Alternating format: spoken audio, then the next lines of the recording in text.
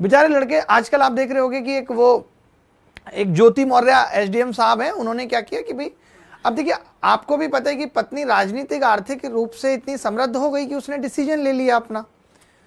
अब ये डिसीजन एक दिन में नहीं आया होगा। जब हम किसी रिश्ते में बन जाते हैं तो हमारी एक पर्सनल कमिटमेंट भी होती है कि यार अब ये इंसान मेरा अपना है। अब उस इंसान ने मुझे इतना स्वतंत्र कर दिया कि मैं अपना घोंसला कहीं और बना लूं। क्या कहोगे आप इसे? आज लड़के बहुत अलग अलग तरीके के कमेंट कर रहे हैं। लोग कह रहे हैं कि यार पत्नियों को पढ़ाना छोड़ देंगे लोग ऐसे। अरे क्यों? आप उससे ज्यादा पढ़ो, पढ़ाना क्यों छोड़ दोगे? आप भी उसके जितना पढ़ो, उससे ज्यादा पढ़ो, क्या दिक्कत है? बड़े गलत है।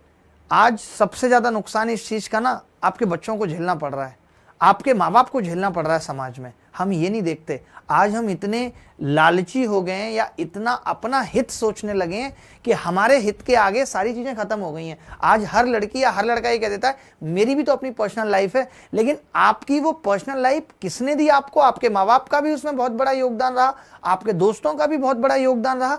सबके योगदान से वो आपका जीवन बनाए, जिस जीवन का आप ये कह के कि यार अरे ये तो मेरी पर्सनल लाइफ है, मैं कुछ भी डिसीजन लूं। अरे इंसान के मन को चंचल कहा गया है, आपका मन तो बार बार बदलेगा। क्या शाहरुख खान पे आज भी मरने वाली लड़कियां नहीं है? लेकिन देखो एक गौरी के साथ उसने पूरा जीवन गौर से गुजार दिया।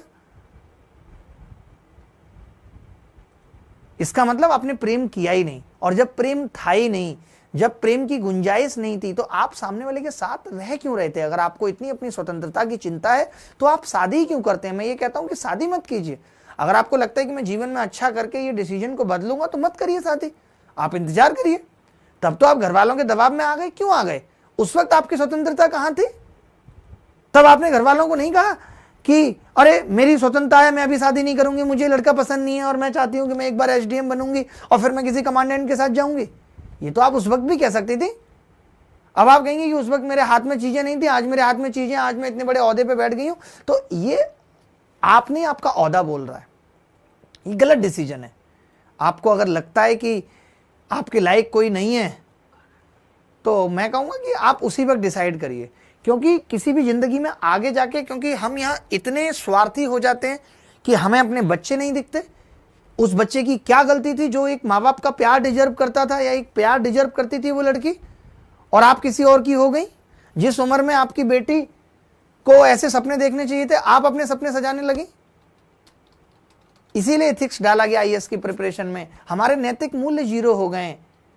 कई बार ऐसे ख्याल अगर हमारे दिमाग में भी आते हैं, ऐसा नहीं है कि एक दिन में आप किसी की हो गई होंगी, एक प्रोसेस चला होगा। क्या उस प्रोसेस में कभी आपने नहीं देखा अपने अंदर झांक करके कि आप जो कर रही हैं उससे कितने लोग इफेक्ट होंगे, कितने लोगों के दिल टूटेंगे? आज नहीं कल बदला लेता है ईश्वर, सजा देता है इस चीज की।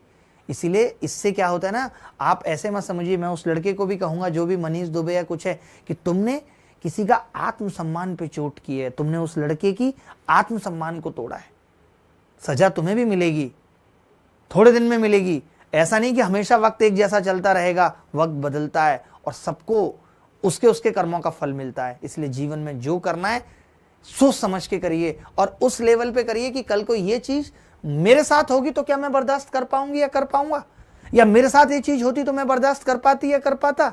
नहीं तो फिर आपको भी दूसरे के साथ नहीं करना है। बहुत गलत हुआ है जो भी हुआ है। खैर छोड़िए, मैं बस यही कहूंगा कि मत कीजिए शादी, कोई जल्दी नहीं है। आप क्यों पागल रहते हैं शादी के लिए? आराम से कीजिए, बट जब करिए तो फिर निभाना सीखिए उसको।